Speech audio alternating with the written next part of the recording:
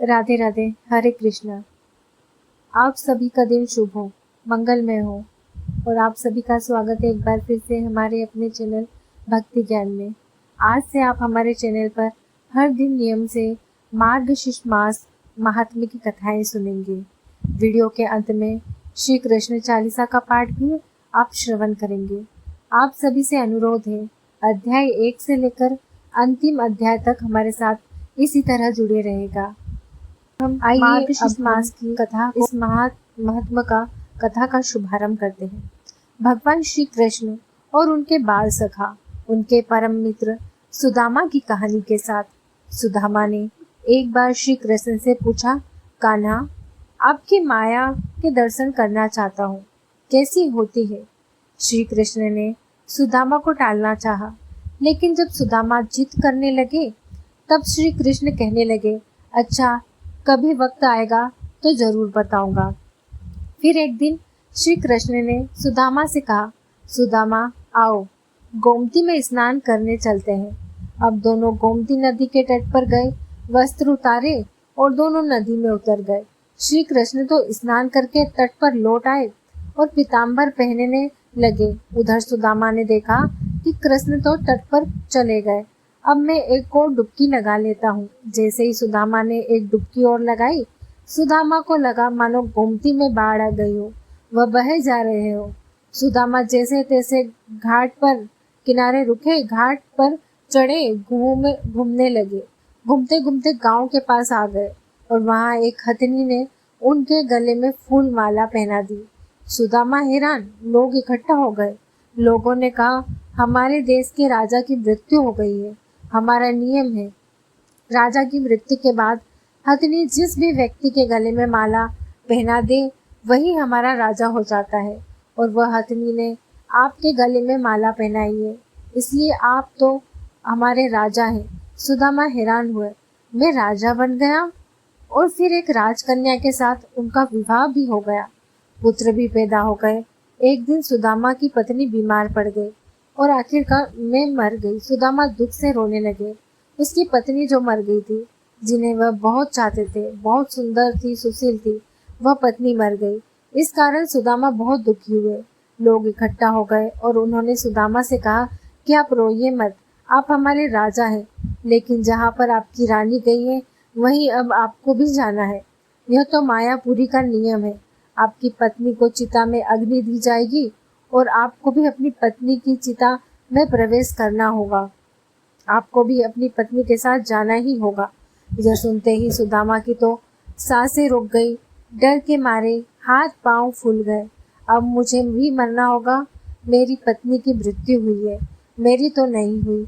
भला फिर मैं क्यों मरूं? यह कैसा नियम है? सुदामा अब अपनी पत्नी की मृत्यु को भूल गए, उस दुख को भी भूल गए। उनका रोना भी बंद हो गया और अब वह अपनी ही चिंता करने लगे। कहने लगे, भाई, मैं तो मायापुरी का वासी नहीं हूँ। मुझे पर आपकी नगरी का कानून लागू नहीं होता। मुझे क्यों जलना होगा? लोग नहीं माने। कहने लगे, अपनी पत्नी के साथ आपको भी चिता में जलना होगा, मरना होगा। यह यहाँ का नियम है।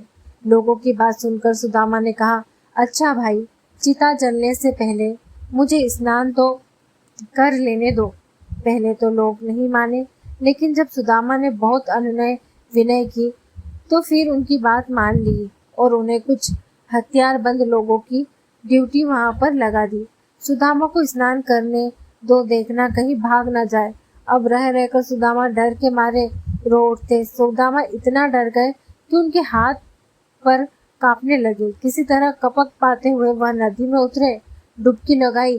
फिर जैसे ही बाहर निकले उन्होंने देखा कि माया नगरी कहीं पर भी नहीं है और किनारे पर तो कृष्ण अभी तक अपना पीताम्बर ही पहन रहे हैं और इधर वे एक दुनिया घूम आए। मौत के मुंह से बचकर निकले। सुदामा तुरंत नदी से बाहर निकल आए और उनकी आंखों से लगातार आंसू बहे जा रहे थे। श्री कृष्ण ने देखा तो हैरान हुए, हालांकि सब कुछ जानते थे। फिर भी अनजान बनते हुए श्री कृष्ण ने पूछा, सुदामा, तुम रो क्यों रहे हो? सुदामा बोले, कृष्ण, मैंने जो देखा वह सच था। यह जो मैं देख रहा हूँ यह सच है। श्री कृष्ण मुस्कुराए और कहने लगे, जो देखा भोगा वह सच नहीं, भ्रम था, स्वप्न था, माया थी मेरी। और जो तुम अब मुझे देख रहे हो यही सच है, मैं ही सच हूँ। मुझसे अलग जो कुछ भी है वह मेरी माया ही है। और सुदामा जो मुझे ही सर्वस्त्र देखता है, मुझे महसूस करता है, उसे मेरी ही माँ स्पर्श नहीं करती। माया स्वयं का विस्मरण है, माया अज्ञान है, और इंसान तो माया की कठपुतली है, जिसे माया जब चाहे जैसे चाहे नचाती रहती है। जो प्रभु श्री कृष्ण से जुड़ा रहता है वह नष्टा नहीं, भ्रमित नहीं होता, माया से दूर ही रहता है। वह जान जाता है, और सुदामा भी जान गए थे। जो जान गया वह अब भला श्री कृष्ण से अलग कैसे रह सकता है। अब तो आप श्री कृष्ण को जान गए होंगे, इसका मतलब आप भी माया से दूर ही है। अब सुनिए आज का अध्याय, जिसमें आपको देव ऋषि नारद के प्रश्न पूछने पर भगवान श्री हरि ने जो कुछ भी उत्तर दिया उसका वर्णन सुनने को मिलेगा।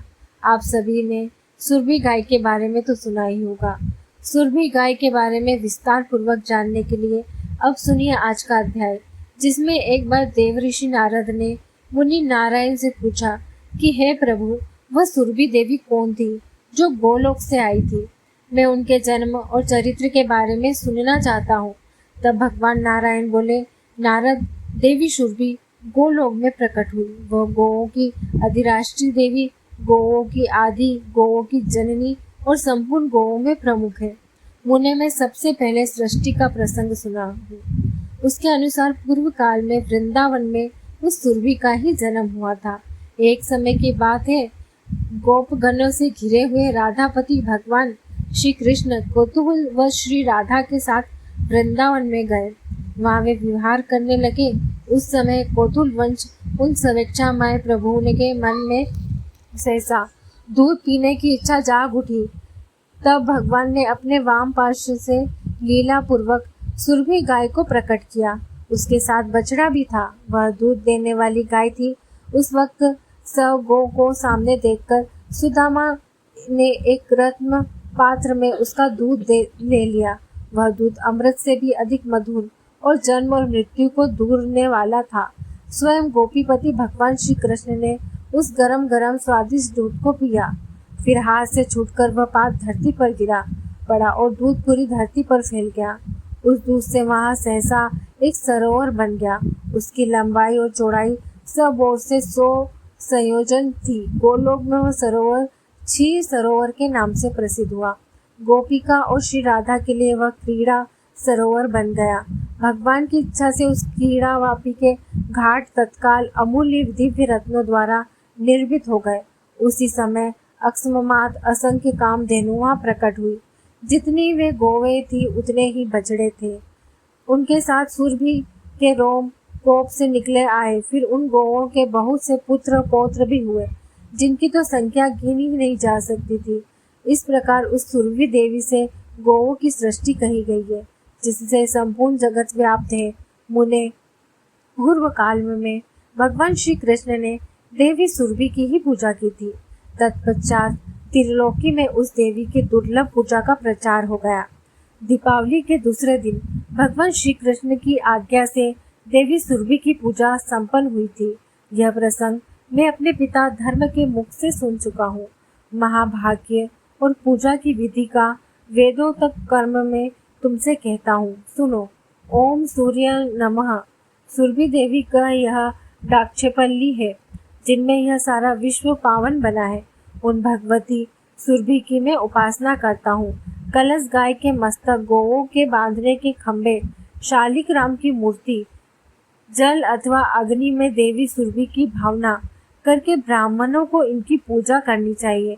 जो दीप मालिका के दूसरे दिन अर्थात दिवाली के दूसरे दिन पूर्वा काल में भक्ति पूर्वक भगवती सुरभि की पूजा करेगा वह जगत में पूज्य हो जाएगा। एक बार वह कल्प में देवी सुरभि ने दूध देना बंद कर दिया। उस समय त्रिलोकी में दूध का अभाव हो गया था। तब देवता अत्यंत चिंतित होकर ब्रह्मलोक में चले गए और ब्रह्मा जी की स्तुति करने लगे। फिर ब्रह्मा जी की आज्ञा पाकर इंद्र ने देवी सुरभि की स्तुति आरंभ कर दी। देवराज ने कहा, देवी और महादेवी सुरभि को हमारा बारंबार नमस्कार। आप गौओं के बीच स्वरूपा हो, आपको नमस्कार। आप श्री राधा को प्रिय हो, आपको नमस्कार। आप लक्ष्मी की अभूता हो, आपको बारंबार नमस्कार। श्री कृष्ण की प्रिया को नमस्कार। गौओं की माता को बार बार नमस्कार, जो सबके लिए कल्प वृक्ष स्वरूप तथा स्त्री धन और वृद्धि प्रदान करने वाली उन भगवती सुरभि को बार बार नमस्कार। शुभता प्रसन्ना और गोप्रदायिनी सुरभि देवी को बार बार नमस्कार। यश और कीर्ति प्रदान करने वाली धर्माजा देवी को बार बार नमस्कार। इस प्रकार स्तुति सुनते ही सनातनी जगत जननी भगवती सुरभि संतुष्ट और प्रसन्न होकर उस ब्रह्मलोक में ही प्रकट हो गई। देवराज इंद्र को परम दुर्लभ मनोवांछित वर देकर वे फिर से गोलोक को चली गई। देवताएं भी अपने अपने स्थान को चले गए। नारद फिर तो सारा विश्व सहसा दूध से भर गया। दूध से घी बना, घी से यज्ञ संपन्न होने लगे, जिससे देवता संतुष्ट हुए। जो मनुष्य इस महान पवित्र स्तोत्र का भक्ति पूर्वक पाठ करेगा, वह गोधन से संपन्न प्रचुर संपत्ति वाला, परम यशस्वी और पुत्रवान हो जाएगा। उसे संपूर्ण तीर्थों में स्नान करने और अखिल यज्ञों में दीक्षित होने वाला फल भी सुलभ होगा। ऐसा पुरुष इस लोक में सुख भोग कर अंत में भगवान श्री कृष्ण के धाम में चला जाता है। चिरकाल तक वहां रहकर भगवान की सेवा करता रहता है। नारद उसे पुनः इस संसार में नहीं आना पड़ता। देवश नारद फिर बोले, भगवान नारायण के ध्यान में तत्पर रहने वाला महाभगवतम आप नारायण के ही अंश है। इसलिए हे भगवान, आप नारायण से संबंध रखने वाली कथा कहिए। सुरभि का उपाख्यान अत्यंत मनोहर है, उसे मैंने सुन लिया। वह समस्त पुराणों में गोपनीय कहा गया है। पुराणताओं में उसकी बड़ी प्रशंसा की है। अब मैं श्री राधा का परम उत्तम आख्यान सुनना चाहता हूँ। उनके प्रादुर्भाव के प्रसंग और उनके ध्यान स्त्रोत और उत्तम कवच को भी सुनने की मेरी प्रबल इच्छा है। इसलिए आप इन सब का वर्णन कीजिए। मुनिवर श्री नारायण कहने लगे, देवर्ष, पूर्व काल की बात है। कैलाश शिखर पर सनातन भगवान शंकर, जो सर्व स्वरूप सबसे श्रेष्ठ सिद्धों के स्वामी और सिद्धदाता है, बैठे हुए थे। मुनि लोग भी उनकी स्तुति करने लगे। पास ही विराजमान थे भगवान शिव का मुखारविंद प्रसन्नता से खिला हुआ था। अनेक अंधेरों पर मंद मुस्कान की छटा छाई हुई थी। वे कुमार को परमात्मा श्री कृष्ण के रासों का सरल उख्यान सुना रहे थे। उस प्रसंग के श्रवण में कुमार की बड़ी रुचि थी। रास मंडल का वर्णन चल रहा था। जब इस आख्यान की समाप्ति हुई और अपनी बात प्रस्तुत करने का समय आया, उस समय सती साध्वी पार्वती जी मंद मुस्कान के साथ अपने प्राण वल्लभ के सामने प्रश्न उपस्थित करने को तैयार हुई। पहले तो वो डरती हुई सी स्वामी की स्तुति करने लगी। फिर जब प्रणेश्वर ने मधुर वचनों द्वारा उनके प्रश्न किया, तब वे देवश्री महादेवी उमा महादेवी जी के सामने वह अपूर्व रात को आख्यान सुनाने के लिए अनुरोध करने लगी, जो कि पुराणों में भी परम दुर्लभ है। देवी पार्वती बोली, नाथ, मैंने आपके मुखारबंदी से 5 रात आदि सारे उत्तम उत्तम आगम नीति शास्त्र, योगिनी के योग शास्त्र, सिद्धों के सिद्ध शास्त्र और तरह तरह के मनोहर तंत्र शास्त्र, परमात्मा श्री कृष्ण के भक्तों के भक्ति शास्त्र और समस्त देवियों के चरित्र का श्रवण किया है। अब मैं श्री राधा के उत्तम आख्यान को सुनना चाहती हूँ। श्रुति में कौ शाखा के भीतर श्री राधा की इस प्रशंसा संक्षेप से की गई है, उसे मैंने आपके मुख से सुना। अब व्यास जी द्वारा वर्णित श्री राधा का महत्व भी सुनाइए। पहले उपाख्यान के प्रसंग में आपने मेरी इस प्रार्थना को स्वीकार किया था, और ईश्वर की वाणी तो कभी झूठ नहीं हो सकती। इसलिए आप श्री राधा के प्रादुर्भाव ध्यान उत्तम नाम का महात्म, उत्तम पूजा विधान, चरित्र स्तोत्र, उत्तम कवच, आराधना की विधि और अभिष्ट पूजा पद्धति का इस समय वर्णन कीजिए। हे प्रभु, मैं आपकी भक्त हूँ, यह सब बातें मुझे अवश्य बतलाइए। साथ ही इस बात पर भी प्रकाश डालिए कि आपने आख्यान से पहले इस प्रसंग का वर्णन क्यों नहीं किया था। देवी पार्वती के उपयुक्त वचन सुनकर भगवान पंचमुख शिव ने अपना मस्तक नीचे कर लिया। अपना सत्य भंग होने के भय से वे मौन हो गए, चिंता में पड़ गए। उस समय उन्होंने अपने इष्ट देव करुणा निधान भगवान श्री कृष्ण का ध्यान द्वारा स्मरण किया और उनकी आज्ञा पाकर फिर से अपनी अर्धांग स्वरूपा पार्वती जी से इस प्रकार बोले, देवी आगम ख्या का आरंभ करते समय मुझे परमात्मा भगवान श्री कृष्ण ने राधा ख्या के प्रसंग से रोक दिया था, परंतु महेश्वरी आप तो मेरा आधा अंग हो और आपका स्वरूप मुझसे भिन्न नहीं है, इसलिए भगवान श्री कृष्ण ने इस समय मुझे यह प्रसंग तुम्हें सुनाने की आज्ञा दी है। संत शिरोमणि मेरे इष्ट देव की वल्लभा श्री राधा का चरित्र अत्यंत गोपनीय, सुखद और श्री कृष्ण भक्ति देने वाला है। दुर्गे, वह सब पूर्वा पर श्रेष्ठ प्रसंग में जानता हूँ। मैं जिस रहस्य को जानता हूँ उसे ब्रह्मा जी तथा नागराज शेष भी नहीं जानते। सनातन कुमार, सनातन देवता, धर्म देवेंद्र, मुनीन्द्र, सिद्धेंद्र और श्री पुरंग को उसका ज्ञान नहीं। हे सुरेश्वरी, आप मुझसे श्री बलवती हो, क्योंकि इस प्रसंग को ना सुनाने पर अपने प्राणों का परित्याग कर देने पर तत्पर जो हो गई थी, इसलिए अब मैं इस गोपनीय विषय को भी आपसे कह दूं। दुर्गे, यह परम अद्भुत रहस्य, मैं इसका कुछ वर्णन करता हूँ, सुनो। श्री राधा का चरित्र अत्यंत पूर्णदायक है, दुर्लभ है। एक समय राशेश्वरी श्री राधा जी श्याम सुंदर श्री कृष्ण से मिलने को तत्पर हुई। उस समय वे रत्नम सिंहासन पर अमूल्य रत्न भरण से विभूषित होकर बैठी हुई थी। अग्नि शुद्ध दिव्य वस्त्र उनके श्री अंगों की शोभा बढ़ा रहा था। उनकी मनोहर अंग कांति करोड़ों पूर्ण चंद्रमा को भी लज्जित कर रही थी। उनकी प्रभा तपाए सोने के समान जान पड़ती थी और वे अपनी दीप्ति से दमक रही थी। शुद्ध स्वरूपा श्री राधा के होठों पर मंद मंद मुस्कान खेल रही थी। उनके दंत पंक्ति बड़ी ही सुंदर थी और उनका मुख शरद काल के प्रफुल्ल कमलों की शोभा को भी तिरस्कृत कर रहा था, उन्हें भी मात दे रहा था। वे मालती सुमन की माला से मंडित रमणी केश पास धारण करती थी। उनके गले की रत्नमाला ग्रीष्म ऋतु के सूर्य के समान चमक रही थी। कंठ में प्रकाशित शुभ मुक्ता हार गंगा की धवल धार के समान शोभा पा रहा था। आप सभी श्रोतागण यहाँ पर बहुत ध्यान से आंखें बंद कर राधा रानी के स्वरूप का ध्यान कीजिएगा। जो जो कथा में सुनाया जा रहा है उन्हीं सब बातों का ध्यान करते हुए आप राधा रानी को याद कीजिए। रसिक शेखर श्याम सुंदर श्री कृष्ण ने मंद मंद मुस्कुराती हुई अपनी उन प्रियतमा को देखा। प्राण वल्लभा पर दृष्टि पड़ते ही विषकांत श्री कृष्ण मिलने के लिए उत्सुक हो गए। परम मनोहर कांति वाले प्राण वल्लभ को देखते ही श्री राधा रानी उनके सामने दौड़ती चली गई। देवी, उन्होंने अपने प्राण राम की और धावत अर्थात दौड़ना प्रारंभ किया।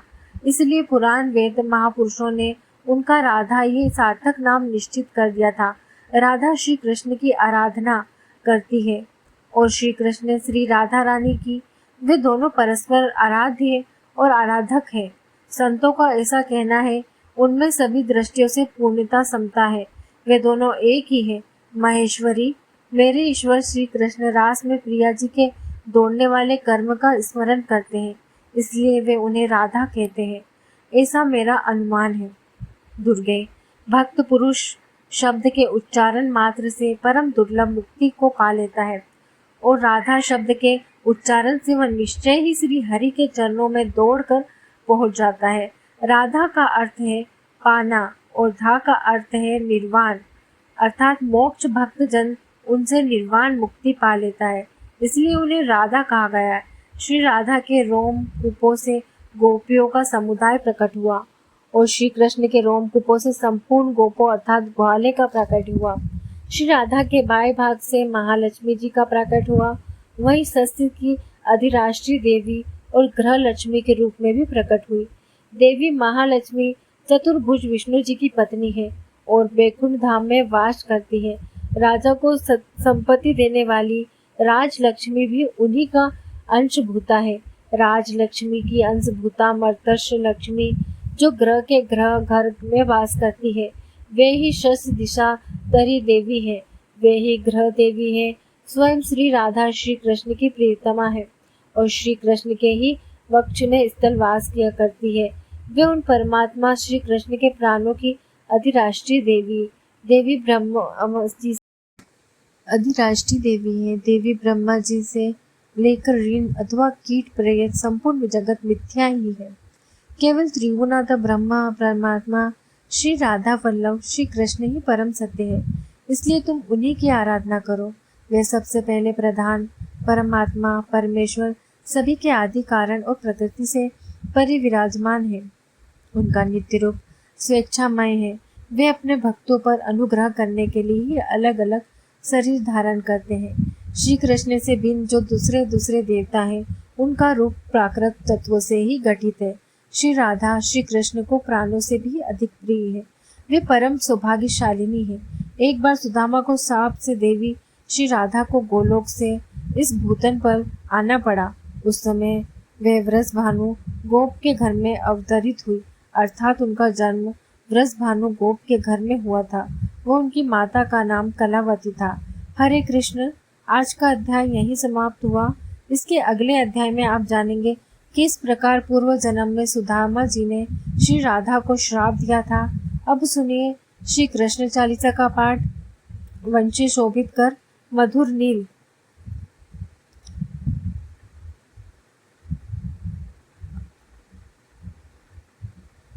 वंशी शोभित कर मधुर नील जलत तन श्याम अरुण धर जनु विबाबा फल नयन कमल अभिराम पूर्ण इंद्र अरविंद मुख पीतांबरम शुभ साज जय मन मोहन मदन छवि कृष्ण चंद्र महाराज जय यदुनंदन जय जगवंदन जय वसुदेव देवकी नंदन जय यशोदा सुत नंद दुलारे जय प्रभु भक्तन के धगतारे जय नट नागर नाग नथैया कृष्ण कन्हैया धेनु चुरैया पुनि नख पर प्रभु गिरवर धारो आओ दिन निज कष्ट निवारो वंशी मधुर धुर धरते रे होवे पूर्ण मनोरथ मेरो आवे हरि पुनि माखन चाखो आज लाज भारत की आखो बोल कपोल चिबुक अरुणा रे मृदु मुस्कान मोहिनी दरे रजित राजीव नयन विशाला मोर मुकुट वैजंती माला कुंडल श्रवण पीत पट आचे कटिकी कंकचन काचे नील जलज सुंदर तन सोहे छवि लखि सुर नर मुनि मन मोहे मस्तक तिलक अलग घुंघराले आओ कृष्ण बांसुरी वाले करी पै पान पूत नहीं तारा अका बका कागा सुर मारियो मधुवन जलत अग्नि जब ज्वाला भेसी तल लखत ही नंद लाला सुरपति जब जब ब्रिज चढ़ियो रिसाई मसुर धारवारी बरसाई लगत लगत ब्रज जह बहायो गोवर्धन नखधारी बचायो लखि सुदामन ब्रह्मादि का मुख मह 14 भुवन दिखाई, दुष्ट कंस अति उधम मचायो। कोटि कमल जब फूल मंगायो, नाथी काल यही तब, तुम लीन चरण जिन दे निर्भय। कीन्ह करी गोपन संग, रास विलासा सबकी पूरन करी अभिलाषा। केतिक मह असुर संग, हार्य कंस ही केस पकड़ दे। मारो मात पिता की बंदी, छुड़वाई उगर से।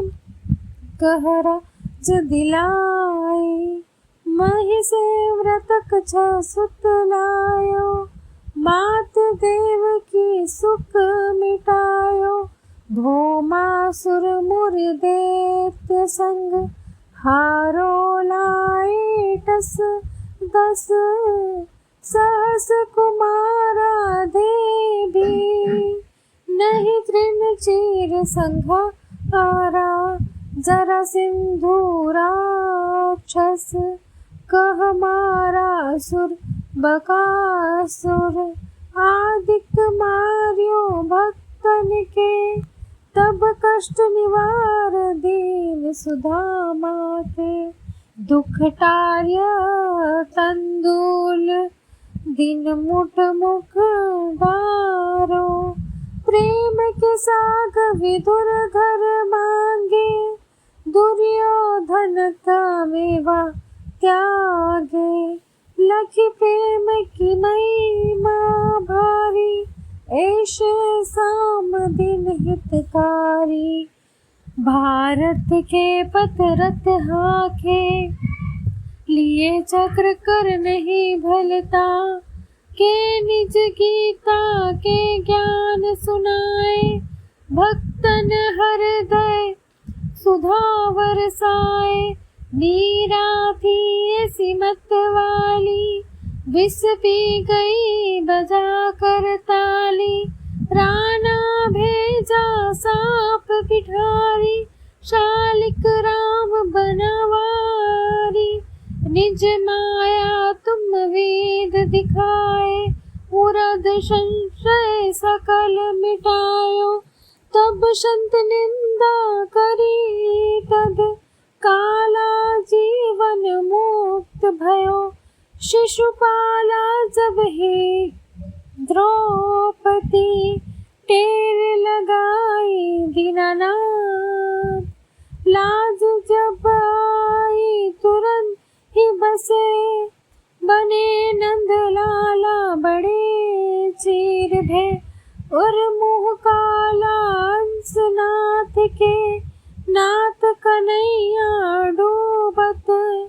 भंवर बजावत नैया सुंदर, नास आस उर्धारी। दया दृष्टि की जय बनवारी, हाथ सकल मम क्रोध निवारे। क्षमहु बनी अपराध हमारो, खोलो पट अब दर्शन दीजो। बोलो कृष्ण कन्हैया की जय, बोलो कृष्ण कन्हैया की जय, बोलो कृष्ण कन्हैया की जय। यह चालीसा कृष्ण का पाठ करें और धारी अष्ट सिद्धि नवनिधि फल लें। पर चारी बोलो श्री कृष्ण भगवान की जय।